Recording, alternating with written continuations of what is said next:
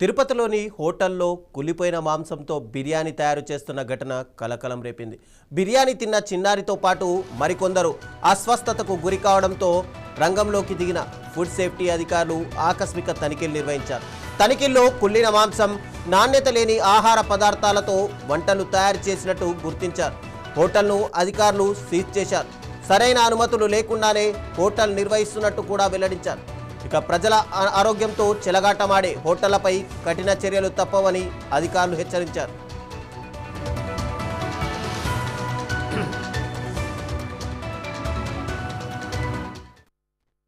బైరాగపట్నంలో ఉన్న బిర్యానీ ఫ్యాక్టరీ మీద మనకి కంప్లైంట్ రావడం జరిగింది. ఒక 3 years అమ్మాయికి పాపకి మనకి బిర్యానీ తీసుకెళ్లి పెట్టడం, సర్వ్ చేయడం, ఆ పాపకి కంటామినేషన్ అయ్యి వామిటింగ్స్, మోషన్స్ ఇట్లా వచ్చాయని చెప్పి కంప్లైంట్ చేయడం జరిగింది. సో జిల్లా కలెక్టర్ గారు అండ్ మున్సిపల్ కమిషనర్ గారు ఆదేశాల మేరకు ఈ రోజు food safety officer, veterinary officer, sanitary supervisors and remaining staffs అంతా కూడా ఇన్స్పెక్ట్ చేయడం జరిగింది. ప్రధానంగా మనం ఇక్కడ గమనిస్తే ట్రేడ్ లైసెన్స్ లేకుండా, కార్పొరేషన్ నుంచి ఎటువంటి అనుమతి లేకుండా కూడా వీళ్ళు ఎస్టాబ్లిష్మెంట్ రన్ చేస్తున్నారు. మన లోకల్ శానిటరీ ఇన్స్పెక్టర్, సెక్రటరీ చాలాసార్లు హెచ్చరించినా కూడా నెగ్లిజెన్స్తో లైసెన్స్ తీసుకోకుండా రన్ చేయడం జరిగింది. అండ్ మనం కిచెన్ ఏదైతే మనం చెక్ చేసామో అక్కడ కూడా ఇన్సానిటరీ కండిషన్స్లో మనకి కుకింగ్ చేస్తున్నారు.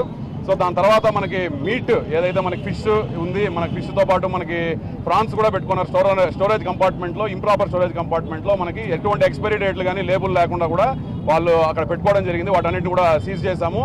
తర్వాత వర్కర్స్ ఎవరైతే ఇక్కడ పనిచేస్తున్నారో వాళ్ళు కూడా గ్లౌజులు కానీ, హెడ్ క్యాప్లు కానీ, ఎటువంటి ప్రొటెక్టివ్ ఎక్విప్మెంట్ కూడా వేసుకోకుండా పనిచేస్తున్నారు. తర్వాత పైన ఫస్ట్ ఫ్లోర్లో ఏదైతే స్టోరేజ్ కంపార్ట్మెంట్ పెట్టుకున్నారో స్టోరేజ్ కంపార్ట్మెంట్ కూడా చెక్ చేయడం జరిగింది. అక్కడ చెత్తా చెదారం అంతా వీళ్ళకి పనికిరాని మీటర్లు అంతా కూడా అక్కడ డంప్ చేయడం జరిగింది. ఆ ఎన్విరాన్మెంట్ నుంచి ఎలుకలు ఎక్కడైతే మనకి ఆ స్టోరేజ్ కంపార్ట్మెంట్లో తిరిగి ఆ చుట్టుపక్కల స్టోరేజ్ పెట్టిన వెజిటేబుల్స్ దగ్గర ఇక్కడంతా కూడా ర్యాట్ డ్రాపింగ్స్ ఐడెంటిఫై చేశాము. సో రొడెంట్ ఇన్ఫెస్టేషన్ ఉన్నట్టు కూడా గుర్తించాము.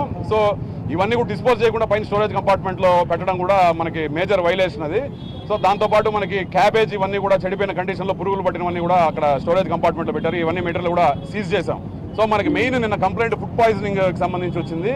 సో మనకి 5 to 60 degrees టెంపరేచర్ మధ్యలో స్టోర్ చేయాలి. ఈ 5 to 60 degrees టెంపరేచర్ మధ్యలో అంటే మనకి బిలో 5 degrees అన్నా ఉండాలి, అబౌవ్ 60 degrees అన్నా స్టోర్ చేసుకోవాలి. ఈ 5 to 60 degreesలో 2 to 4 hours మించి ఉంటే మనకి అది డేంజర్ జోన్ అంటాము. దానికి కంటామినేషన్ స్టార్ట్ అయ్యే అవకాశం ఉంటుంది.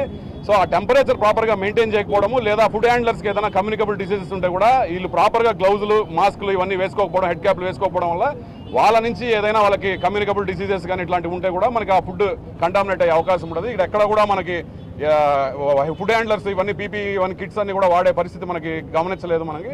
సో ఇమీడియట్గా మనం అంతా కూడా మెటీరియల్ సీజ్ చేసి, నోటీస్ యూజ్ చేసి టెంపరీగా దాన్ని ఎస్టాబ్లిష్మెంట్